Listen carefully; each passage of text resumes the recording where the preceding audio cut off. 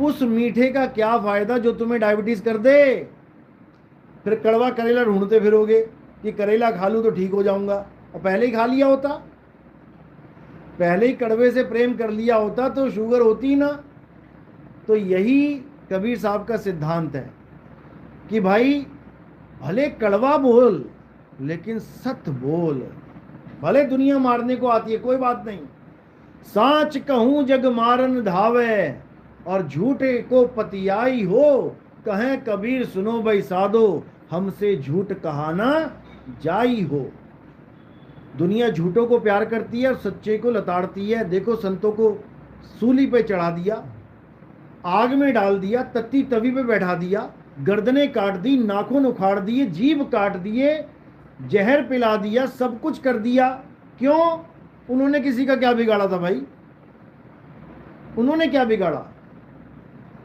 उन्होंने केवल सच बोला और तुम्हारे भले के लिए बोला। लेकिन जिनकी दुकानें टूट रही थी, जो असत्य पर धंधा कर रहे थे असत्य बोल बोल कर, उन सब की पोल खुल गई, अब आ गए वो विरोध में।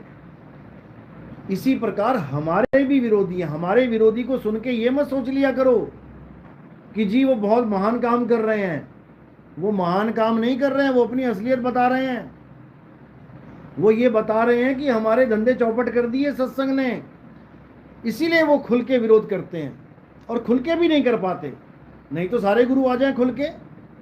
अब वो धीरे धीरे अपने सत्संगों को बदलने में लगे हुए हैं। जो लोग ये कहते नहीं थकते थे कि मूर्ति पूजा करनी जरूरी है, आज वो सार शब्द की बातें कर रहे हैं। जो लोग ये कहते नहीं थकते थे कि राधा एक औरत है और कृष्ण जी एक आदमी है, वो आज ये कह रहे हैं कि राधा और कृष्ण जी आत्मा है।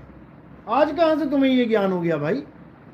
जो लोग तुम्हें ये कभी नहीं बता पाए कि तुम शरीर नहीं हो, तुम आत्मा हो, आज वो कह रहे हैं कि तुम अविनाशी हो, परमात्मा का दिव्य अस्त्र भी तुम्हें मार नहीं सकता। आज वो ये बातें कर रहे हैं। कैसे कर रहे हैं? क्योंकि हमारे सत्संग सुन रहे हैं वो लोग। ये बहुत बड़ी बात बोल दी उन्होंने कि तुम उस मालिक के अंश हो, भगवान का दिव्यास्त्र भी तुम्हें खत्म नहीं कर सकता। तो रावण को कैसे खत्म कर दिया दिव्यास्त्र ने?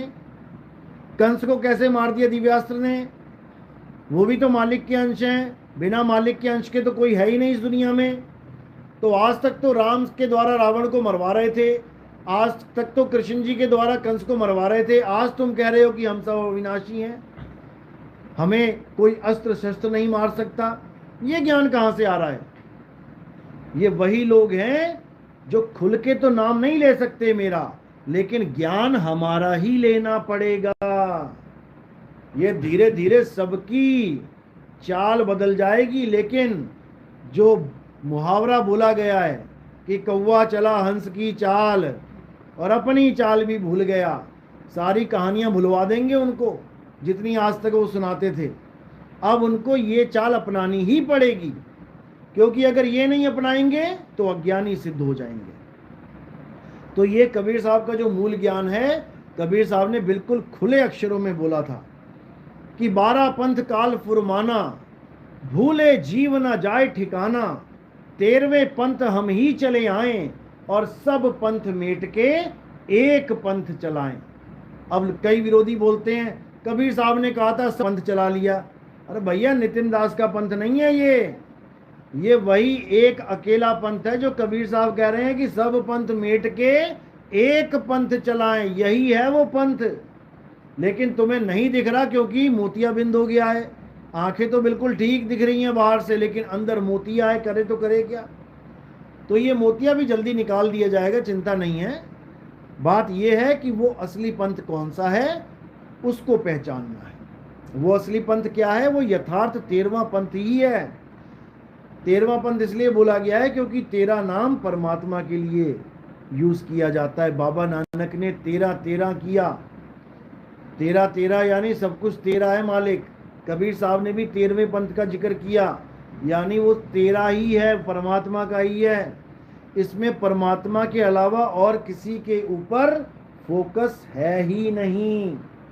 यहाँ पर कोई रिद्धियों पे फोकस नहीं, कोई सिद्धियों पे फोकस नहीं। यहाँ पर कोई ऐसा नहीं कि तुम्हें मनमानी कोई तुम्हारी इच्छा पूर्ति हो जाएगी, ऐसा कोई फोकस नहीं। यहाँ काया पे फोकस नहीं कि तुम्हारी किडनियाँ ठीक हो जाएंगी, तुम्हारी आंखें ठीक हो जाएंगी, तुम्हारा लकवा ठीक हो जाएगा, तुम्हारा फलाना ठीक ठिकाना ठीक हो जाएगा। होना सब कुछ है, ऐसा नहीं कि नहीं होगा, लेकिन फोकस नहीं है। फोकस किस पे है? फोकस केवल आत्मज्ञान पे है, इसके अलावा सब झूठ है। आत्मज्ञान बिना सब झूठा, झूठी हाट लगाई।